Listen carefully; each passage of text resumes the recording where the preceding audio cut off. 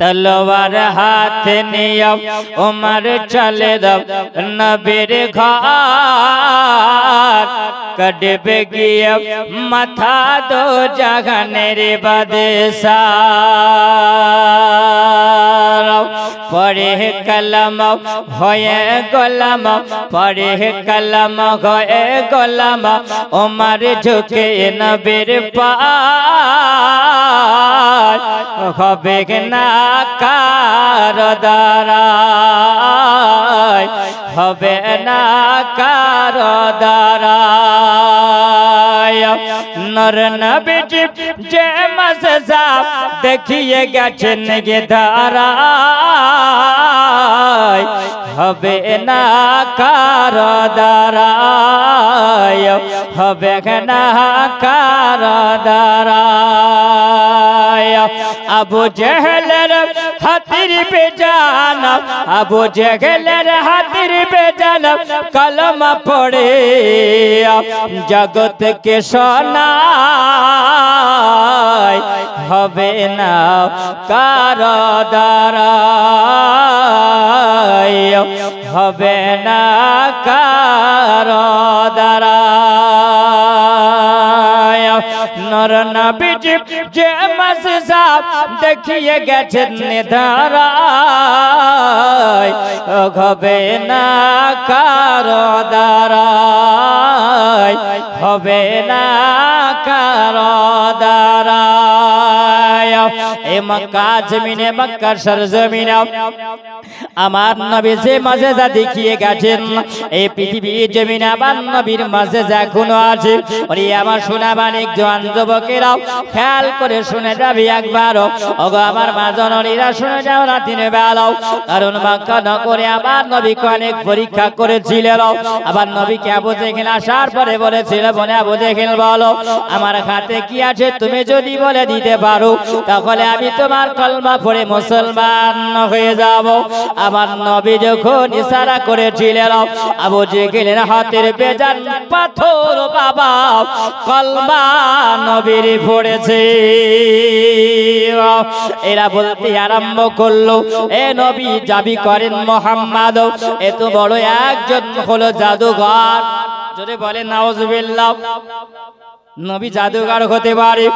এ বাবা মক্কা নগরে যখন এরকম আরম্ভ হলো যখন আমার ওমরে ফারুকে আজম আমার নবীর কলমা পড়ে যখন মুসলমান হয়ে যায় ওই সময় আবু বকর সঙ্গে মুসলমান হয়েছিলেন। সর্বপ্রথমে যিনি কলমা পড়ে মুসলমান হলেন তিনি হলেন হযরত আবু বকর সিদ্দিক। জোরে বলো বাবা 39 জন হয়ে গেল 40 নম্বরে হযরত ওমরে ফারুকে আজম তিনি বলেন ইয়া রাসূলুল্লাহ ইয়া হাবিবাল্লাহ নবী গো আমরা হকের পথে আছি না আমরা বাতিলের পথে আছি আপনি বলবেন। আমার নবী বলেন আল্লাহ পাক জানিয়ে দিয়েছেন আল্লাহ পাক বলেন আকুল জাআল হাকা যাহাকাল বাতিল ইন্নাল বাতিলা যাগাকা। ওগো নবী আপনাকে আমি সত্যের পথে আপনাকে আমি দুনিয়ার বুকে পাঠিয়েছি। ওগো নবী আপনি সত্যটাকে জাহির করুন সত্যটাকে আপনি প্রকাশ করে দেন আর বাতিলটাকে আপনি মেটায়া দেন। আমার সোনা আমরা গোলাম সত্যর পথের পথিক আল্লাহ আমাদেরকে বানিয়েছে আমরা গোলাম সত্যর পথে আছে। আবার নবী বললেন তাহলে আমার ওমরে ফারুক আজম বললেন ইয়া রাসূলুল্লাহ নবী গো তাহলে আজ থেকে আমরা আচ্ছাদিত ভাবে আল্লাহর ইবাদত করব না কারণ আমরা বাড়িতে ইবাদত করব না আমরা গোছাইত ভাবে আজকে নামাজ আদায় করব না। ইয়া রাসূলুল্লাহ নবী গো আজ থেকে আমরা কাবা ঘরে চাতালে আমরা প্রকাশ্য ইবাদত করব। জোরে বলেন যখন প্রকাশ্যে ইবাদত হলো ওই সময় দুটো দল হয়েছিল বাবা একটা দল হলো ওমরে ফারুক আজমের দল আর একটা হলো আমির হামজা দল। ওই সময় দুই দলে বিভক্ত হয়ে দুই দলে ঝান্ডা নিয়ে জানো সত্য প্রকাশ্যে আল্লাহর কাবা ঘরে ওই জায়গাতে সবাই মুসলমানের এক জায়গায় হয়ে 40 জনাব আল্লাহ পাকেরা কাবায় তেনারা ইবাদত করেছে। মক্কা নগরে যখন এরকম এলান হয়ে গেল, সবাই একটা মিটিং আরম্ভ করলো। তবে শোনাই মুহাম্মদকে আর উঠতে পারা যায় না, কারণ আজকে দেখলাম খাত্তাবের বেটা ওমর যখন কলমা পড়ে মুসলমান হয়েছে। কারণ ওমরের সামনে বাবা কোনো কথা যদি কেউ বলতে হতো কাউকে, তাহলে ওজন করে কথাটা মেপে তাকে বলতে হতো। ওমরে আযম ওমরে ফারুক আযমের সামনে অন্য কোনো মানুষ দাঁড়িয়ে এসে উল্টো পাল্টা কথা যদি বলতো, তবে ওমর তলোয়ার বের করে সঙ্গে সঙ্গে গর্দান নোড়ায়া দিত। ওমরকে দেখে সবাই ভয় করত। ওই সময় তারা বলে শোনো, আজকে খাত্তাবের বেটা ওমর নবীর কলমা পড়ে মুসলমান হয়েছে, নতুন ধর্ম গ্রহণ করে নিয়েছে। তবে শোনাতকে এরকম ভাবে মুহাম্মাদের কলমা বন্ধ করা যাবে না, মুহাম্মাদের কলমা ছাড়ানো যাবে না। তবে একটা মিটিং ডাকা হোক। সবাই আলোচনা করার পরে বাবা এমন ভাবে একটা মিটিং ডাকা হলো। মিটিং ডাকা যখন হয়, ওই সময় আবু জেহেল, আবু লাহাব, উতবা, সাইবা সবাই মিলে ওই জায়গায় যখন মিটিং ডেকে নিল, মিটিং ডাকার পরে তাদের আলোচনা আরম্ভ হয়। বলে কি আলোচনা আরম্ভ হয়েছে? বলে শোনা এরকম আলোচনা, এই মুহাম্মাদের নতুন ধর্ম কলমাটা কেমন করে বন্ধ করা যায়। ওই সময় যখন একটা মিটিং বসা হলো, ওই সময় জানে একজন বৃদ্ধ মানুষ, একজন বয়স্ক মানুষ গুটি গুটি পায়ে চলে আসার পরে যেন মজলিসে এসে বসে গেল। যেমনি মসজিদে মজলিসে এসে বসে যাওয়া, ওই মজলিসে বসার পরে সবাই আলোচনা করতে আসে। কেউ বলছে বলে শোনো শোনো, আজকে ওই মুহাম্মদকে যদি জব্দ করতে হয়, তবে তোমরা শুনে রাখো, ওই মুহাম্মদকে একটা ঘরের মধ্যে বন্দি করে রেখে দাও। কেউ বলছে শোনো, ওটা করলে পারে হবে না, ওই মুহাম্মদকে গ্রাম থেকে বিতাড়িত করে দাও, গ্রাম থেকে তাড়িয়ে দাও। কেউ বলতে আসেন বলে না, এইরকম সিদ্ধান্ত নেওয়া যাবে না, মুহাম্মদকে কতল করে দিতে হবে। ওরে আমার সোনা মানিক জওয়ান যুবকেরা, ওই সময় যখন এই বৃদ্ধ মানুষটা এসে বসে বলছে, ওরে মক্কার জওয়ান যুবকেরা, তোমরা শুনে রাখো, আজকে তোমরা মুহাম্মাদের কথা নিয়ে আলোচনা করতে আসো। বলছেন বাবা আপনি কে গো? আপনাকে তোমরা চিনতে পারলাম না। উনি ওই পরিচয়টা দিলেন, ওই পরিচয়টার নাম দিল নাজাসী। ওই নাজাসী নামক মানুষটা, বৃদ্ধ মানুষটা যখন পরিচয় দেয়, ওই মানুষটা ছিল বড় শয়তান। শয়তানের কাজ কি বাবা? শয়তানের কাজ হলো ভালো কাজে বাধা দেওয়া, ভালো কাজে বাধা দেওয়া। উনি তো হলেন নবীর বড় দুশমন, তাই না? কারণ শয়তান একটা রাস্তা দিয়ে হেঁটে যায়। ওই সময় আমার নবীর সঙ্গে সাক্ষাৎ, আমার নবী বলছেন বলে শয়তান বলো বলো কোথাও যাও। শয়তান বলছেন বলে নবী গো আমি যাব, এখন যাই কোন মানুষকে পথ ভ্রষ্ট করার জন্য যাই, দেখে কোন মানুষটাকে পাওয়া যায়। আমার কাজ হলো ভালো কাজ থেকে মানুষকে খারাপ কাজের দিকে নিয়ে যাওয়া। আবার নবী বলছেন বলো শয়তান বলো, আচ্ছা বলো তোমার এক নাম্বার দুশমন কে বলো। শয়তান বলছেন নাও। ওগো ইয়া রাসূলুল্লাহ, ওগো নবী, শয়তান বলছে নাও। ওগো নবী এক নাম্বার দুশমন যদি হয়, তাহলে আপনি হলেন আমার এক নাম্বার দুশমন। এক নম্বরে দুশমন হলেন আপনি। আবার নবী শোনার পরে আলহামদুলিল্লাহ পড়লেন, জোরে বলুন। শয়তান বলছেন বলে হুজুর আপনাকে আমি এক নম্বরে দুশমন বললাম, বলুন আজকে যদি এক নম্বরে দুশমন কোন মানুষ যদি বলে, আচ্ছা বলো ওর কাছ থেকে আপনি দূরে থাকবেন না কাছে থাকবেন বাবা? আমার নবী বললেন আলহামদুলিল্লাহ পড়লেন নাও। শয়তান বলছেন হুজুর আপনি বড় আনন্দিত কেন হলেন? কারণ আমি এক নম্বরে দুশমন যখনই বললাম। আবার নবী বলতেছেন বলে শয়তান সর, যখন তুমি আমাকে এক নম্বর আমারে দুশমন বলেছো, তখন আমি হলাম আল্লাহ পাকের কাছে এক নম্বরের পেয়ারা। জোরে বলো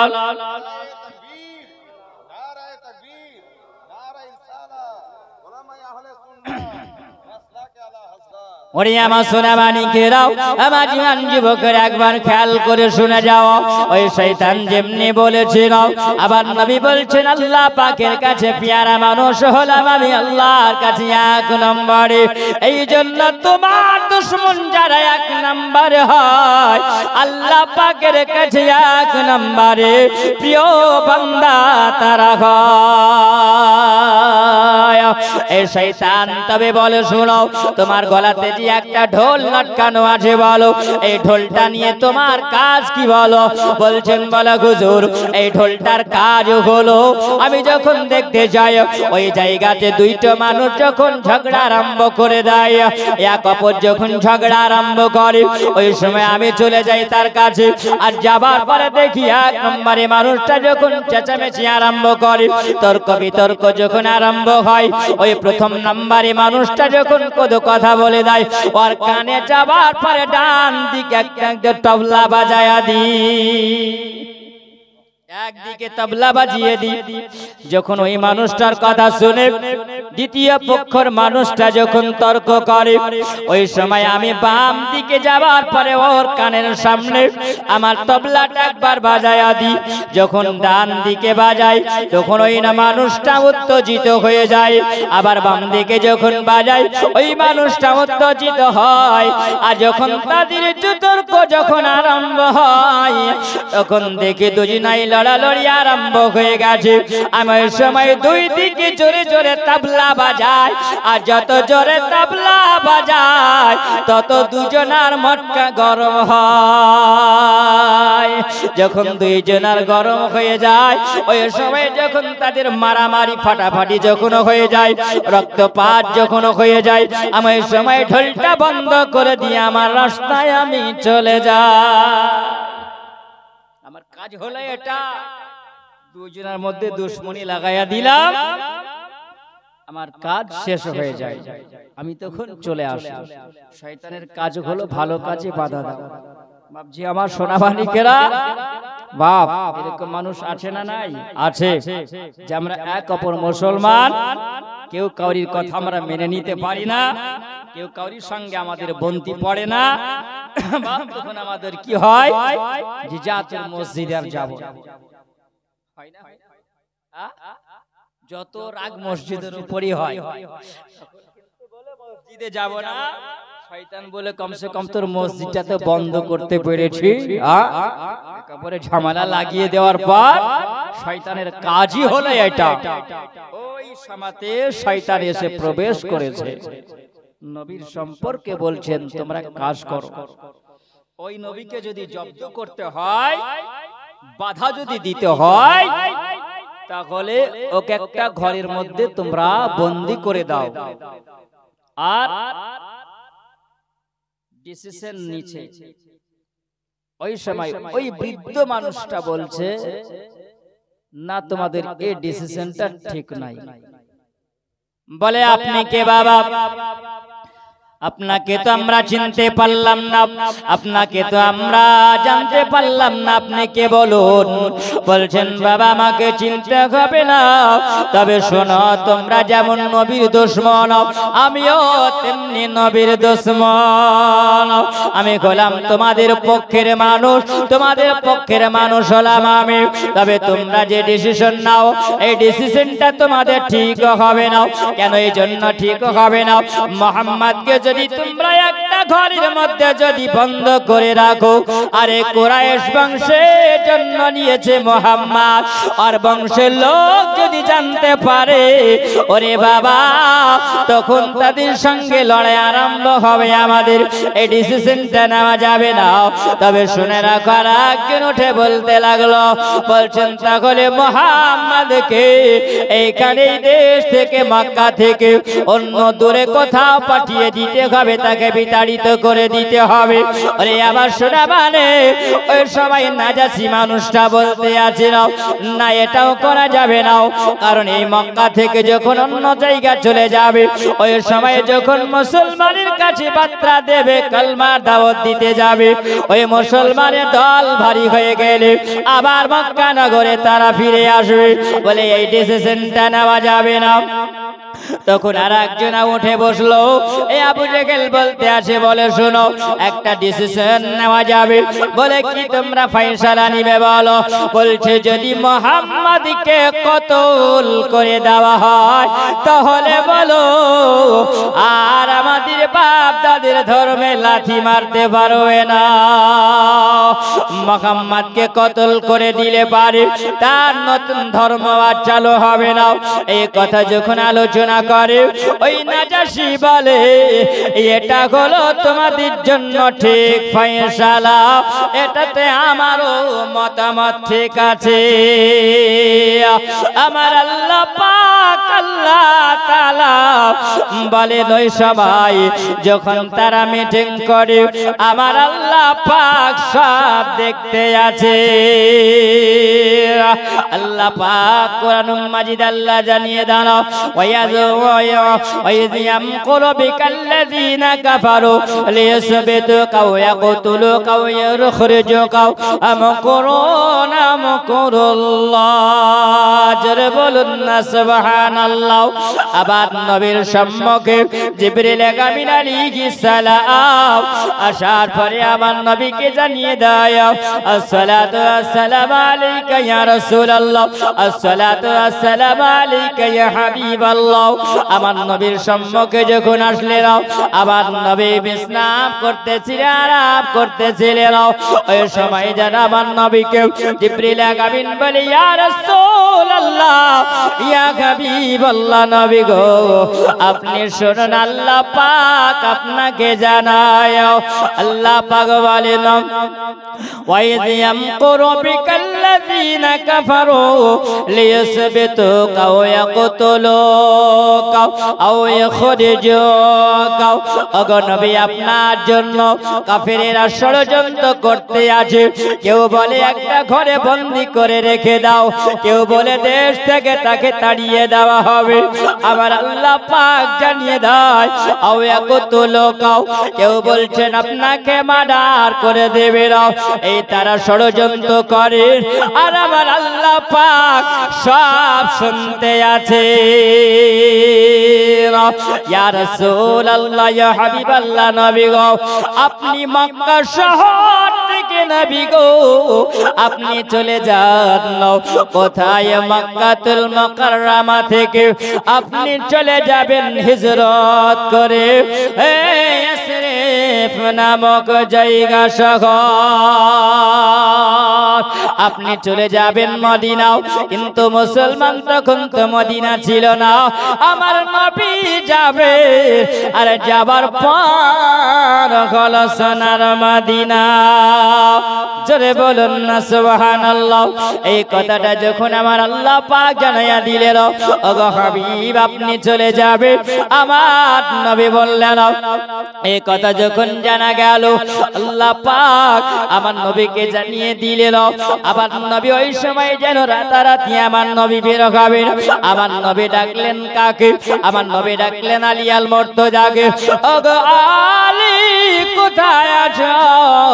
আমার আলীর সম্মুখীন হলেন। আলীকে বললেন, বলে আলী আল মুর্তজা শুনে যাও গো, বলে আলী আজকে রাতারাতি আমি নবী হিজরতে যাব, তবে শুনে রাখো এই যে দেখো গনিমতের মালগুলো তোমাকে দিয়ে গেলাম, আমানতের মালগুলো তোমাকে দিয়ে গেলাম। ওগো আলী সকাল বেলাতে এই আমানতের মালগুলো যার যার আছে তাদেরকে তুমি বোঝায়া দিও। ওগো আলী তুমিও সকাল বেলায় হিজরত করবে মদিনা। জোরে বলুন না সুবহানাল্লাহ। নবী গো আমার গড়ায়া এসলাম হিজরত করেন সোনার মদিনায়। জোরে বলো নবী গো আমার গড়ায়া এসলাম হিজরত করেন সোনার মদিনা নবী গো আমার গড়ায়া এসলাম হিজরত করেন সোনার মদিনা আব্দুল্লাহর পৃষ্ঠ হইতে মায়া মিনা শেখে মেতে জন্ম নিল নবী মক্কাতে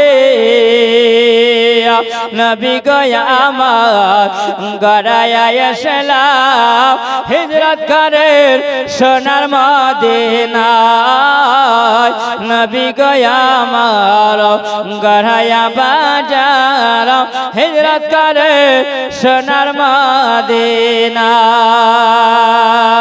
আল্লাহর নবী সাল্লাল্লাহু তাআলা আলাইহি ওয়াসাল্লাম আলী আল মুর্তজাকে বললেন বলে আলী তবে শুনে রাখো আলী আমি নবী চলে যাব আর তোমাকে মালগুলো দিয়ে গেলাম ওগো আলী সকাল বেলা তুমি মালগুলো দিয়ে দেওয়ার পরে তুমিও মদিনা হিজরত করে নিবে আমার নবী যেন চলতে আরম্ভ করলেন আবার নবী আবু বকরের বাড়ি গেলেন আবার নবী আবু বকরের বাড়ি যাওয়ার পরে দরওয়াজার সামনে গেলে আমার নবী আওয়াজ দিয়েছেন বাবা তেমনি আওয়াজ দেওয়া আবু বকর যেন এক ডাকে আওয়াজে আবু বকর উঠে গেছে দরওয়াজা খুলেছেন আবার নবী বলছেন গো আবু বকর বলো বলো তুমি কি ঘুমাও না জোরে বলুন না সুবহানাল্লাহ আবু বকর বলে ইয়া রাসূলুল্লাহ ইয়া হাবিবাল্লাহ নবী গো যেই দিন থেকে আপনি বলেছেন আবু বকর আমি তোমাকে নিয়ে নবী মক্কা থেকে হিজরত করব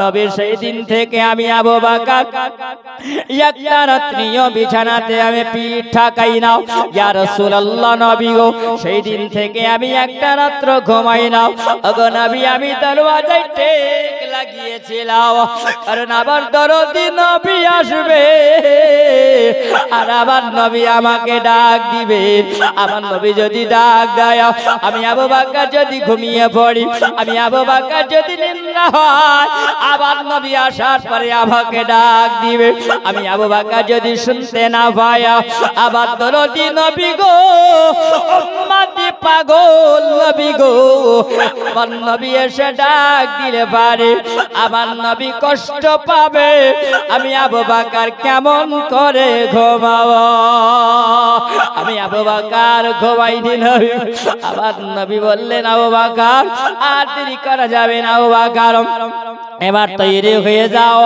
কারণ আবু বকর আমরা যাব আজকে রাতারাতি হিজরত করে মদিনা জোরে বলুন না সুবহানাল্লাহ ওরে আমার সোনা মানিক জওয়ান যুবকেরা আবার নবী বললেন নবীকে বলেন বলে ইয়া রাসূলুল্লাহ নবী গো আমি রেডি হয়ে আছি ইয়া রাসূলুল্লাহ আমি এক মিনিট দেরি করব না আপনার জন্য তৈরি হয়ে আছি নবী গো আপনি চলুন তবে আপনার সঙ্গে আমি চলে যাব ওই সময় বাবা আমার সোনা মানিকেরা খেয়াল করে শুনে যাও আমার আবু বকরকে সঙ্গে নিও আমার নবী যখন বের হবেন ওই সময় আমার নবী বলতে আছেন আমি যখন বের হয়ে যাই ওই সময় আমার নবী বলেন না দেখলাম কাফের মুশরিকেরা ওই সময় যেন আমার নবীর বাড়িটাকে সবাই ঘেরাও করে বসেছিলেন জোরে বলা যখন ঘেরাও করে বসেছিলেন ওই সময় আবার নবীকে আমার আল্লাহ পাক আল্লাহ তাআলা জানায়া দাও ওগো নবী আপনি উঠায় আনে এক মস্ত মাটি জোরে বলো এক মুঠি আপনি মাটি উঠায় আনেন ওই সময় আমার নবী যখন মাটিটা উঠায় আনিলেন আল্লাহ পাক আল্লাহ তাআলা জানায়া দিলেন বলে হাবিব আপনি একটা সূরার আয়াত তেলাওয়াত করুন সূরা ইয়াসিনের একটা অংশ তেলাওয়াত করা হলো আল্লাহ পাক জানায়া দিলেন বললেন ওগো আমার হাবিব আপনি ওই সূরা আয়াতটা তেলাওয়াত করে ওয়াজআলনা মিন বাইনা আইদিহিম সাদ্দা ওয়া মিন খালফিহিম সাদ্দান ফাগশাইনাহুম ফাহুম লা ইবসিরুন আবার নবী কোরআনের একটা অংশ আয়াত তেলাওয়াত করলেন তেলাওয়াত করার পরে আমার নবী একবার দম করে দেওয়ার পরে নবীকে বলা হলো, গো নবী আপনি এবার ছিটায়া দেন।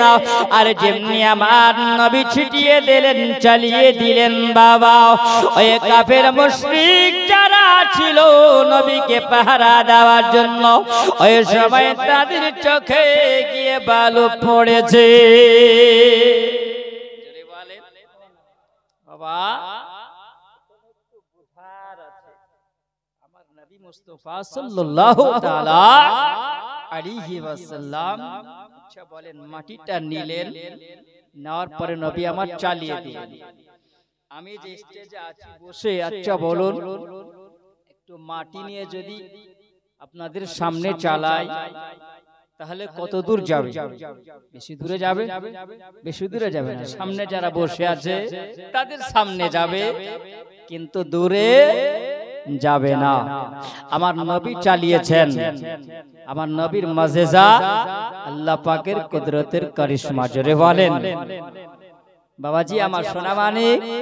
ওই সময় আমার নবী যখন মাটিটা নিলেন, নিয়ে যখন চালিয়ে দিয়েছেন, আচ্ছা বলুন সামনে চালিয়ে যদি দেয় তো সামনের দিকে যাবে, পিছন দিকে যাবে? পিছন দিকে যাবে না। কিন্তু শুনুন এ মুসলমান, মহান আল্লাহ পাক আমার নবীকে বলতে আছেন, বলে হাবিব আপনি শুনে রাখুন, জেনে রাখুন, এটা আপনার জন্য আমি আল্লাহ পাক দলিল বানায়া দিলাম। কারণ আপনার অনেক বিপক্ষে মানুষ তারা থাকবে, দুশমন তারা থাকবে। ওগো নবী আপনি শুনুন, আপনি এইরকম ভাবে মাটিগুলো নেবেন আর আপনি চালায়া দিবেন। আর যেমনি চালায়া দিবেন আল্লাহ পাক বলেন, ওমা রামাইতা ইয রামাইতা ওয়ালাকিন আল্লাহ রামা। জোরে বলুন না সুবহানাল্লাহ। ওগো নবী আপনি হবেন চালানে ওয়ালা, আর আমি আল্লাহ পাক হলাম পৌঁছানে ওয়ালা। ওগো নবী আপনি চালিয়ে দিবেন, আর ওই সময় কাফের মুশরিকদের এই চোখে কোনা বালিগুলো পড়ে যাবে। তারা যখন চোখে যখন পৌঁছে যাবে তখন তারা আপন চোখ কটলাতে ব্যস্ত হবে। আর যখন চোখগুলো ডলতে যখন তারা ব্যস্ত হয়ে যাবে, ওগো নবী ওই সময় আপনি তাদের চোখের আড়াল হইতে আপনি বের হয়ে যাবে। সাইয়্যিদে আলাম নবী যে শাহে মদিনা, সাইয়্যিদে আলাম নবী যে শাহে মদিনা, মদিনা যাইতে নবী হলেন রওয়ানা। জোরে বলুন না মহাপতে বলুন, সাইয়্যিদে আলাম নবী যে শাহে মদিনা, মদিনা যাইতে নবী হলেন রওয়ানা, মদিনা যাইতে নবী হলেন রওয়ানা। ওরে মক্কাবাসী নবীকে মারে বলে ঘিরে বসেলে। ওরে মক্কাবাসী নবীকে মারে বলে ঘিরে বসেলে। जहाँ रहे फजाते खुदा, जहाँ रहे हिफाजत खुदा, पठान मदीना,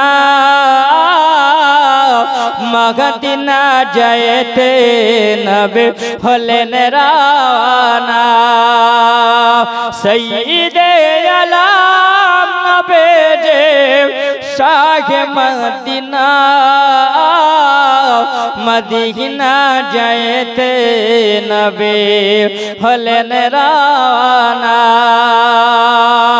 नबी वाले ने हजरत आले আমার বিছানায় শুয়ে যাও গো আলে তোমারে বলে জোরে বলেন নবী বলেন হযরত আলে আমার বিছানায় শুয়ে যাও গো আলে তোমারে বলে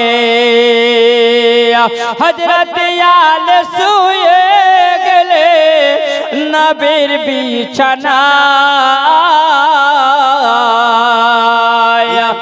নবীর বিছানায় সৈয়দে আলম নবী যে শাহ মদিনা মদিনা যাইতে নবী হলেন রানা মদিনা যাইতে নবী হলেন রানা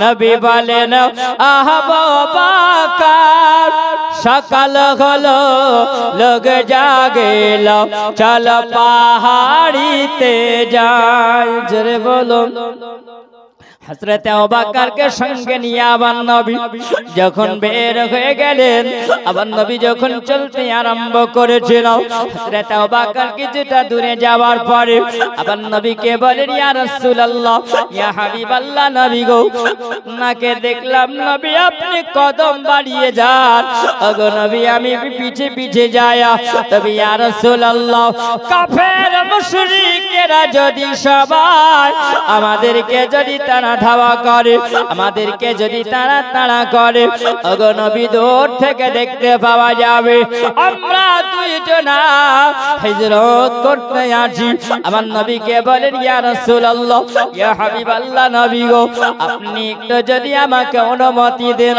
আপনি যদি আমাকে বলার সুযোগ দেন ওগো নবী আপনাকে আমি বলতে চাই আবু বকরকে আমার নবী বলছেন বলে আবু বকর তুমি কি বলবে বলো আবু বকর বলে ইয়া রাসূলুল্লাহ নবী গো কসম খোদার নবী আপনাকে জানাই আপনি আমার কাঁধে চেপে যান ইয়া রাসূলুল্লাহ আপনি আমার কাঁধ মোবারকায় আমার কাঁধের উপরে আপনি চেপে যান আপনাকে কাঁধে করে নিয়ে আমি আবু বকর চলবো আমার নবী বলছেন বলে আবু বকর তুমি আমাকে কি কাঁধে নিয়ে যেতে পারবে আমার আবু বকর তিনি বলেন ইয়া রাসূলুল্লাহ নবী গো আমি জান কুরবান করে দিতে রাজি আছি ইয়া রাসূলুল্লাহ আপনি আমার কাঁধে চেপে যান আমি আবু বকর আপনাকে কাঁধে করে নিয়ে যাব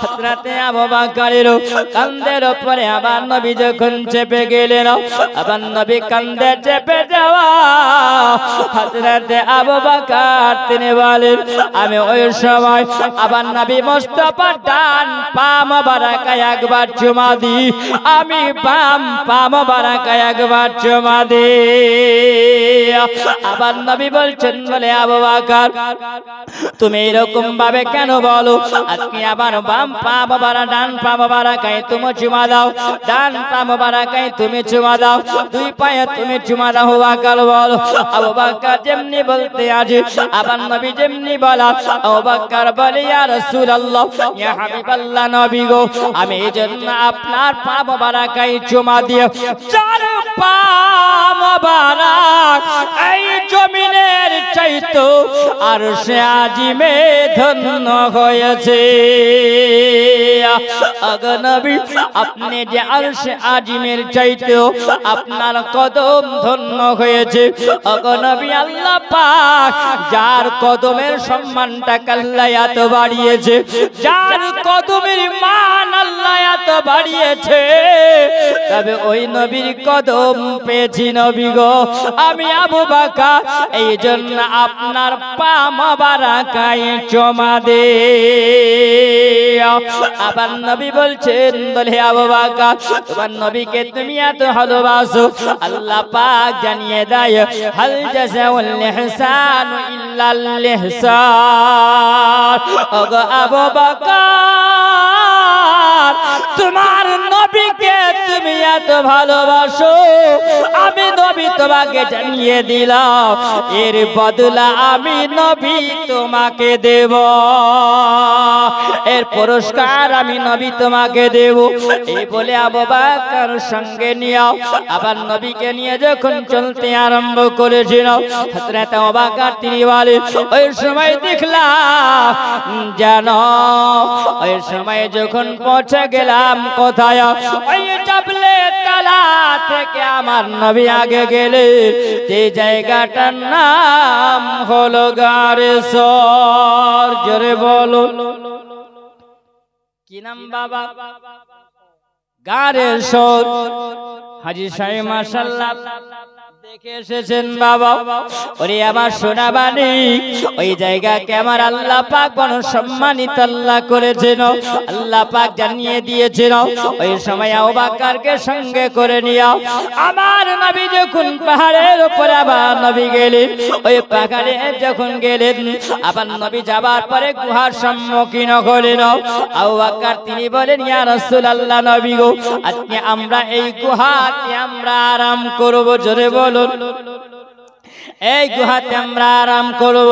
আবার নবীকে যখন দাঁড় করিয়ে রাখলেন, আবু বকর বলতে আছেন ইয়া রাসূলুল্লাহ, নবী গো আজকে এই গুহার মধ্যে প্রবেশ করব। এই গুহাটা বড় জঙ্গলে পরিণত হয়ে আছে, জঙ্গল হয়ে আছে, জানি না এই গুহার ভিতরে কি সাপ বিচ্ছু যদি কিছু থাকে। ওগো নবী আপনি আগে ঢুকবেন না, আমি আগে ঢুকে যাব গাড়ি সুরের ভিতরে, কারণ যদি কিছুতে যদি দংশন যদি করে, আজকে যদি আমাকে যদি কিছুতে দংশন করে নাই, আমি আবু বকর যদি মারা যায়, তবে ইয়া রাসূলুল্লাহ আমার কোনো দুঃখ হবে না, আমার কোনো কষ্ট হবে না, আমার বড় যন্ত্রণা হবে না। ইয়া রাসূলুল্লাহ আবু বকরের বিনিময়ে আমার নবী দুনিয়াতে বেঁচে থাকবে। জোরে বলো এরই নাম হলো মুহাব্বত। এ সোনামানিক আমার জওয়ান যুবকেরা একবার খেয়াল করে শুনে যাও আব্বাজিরা আমার।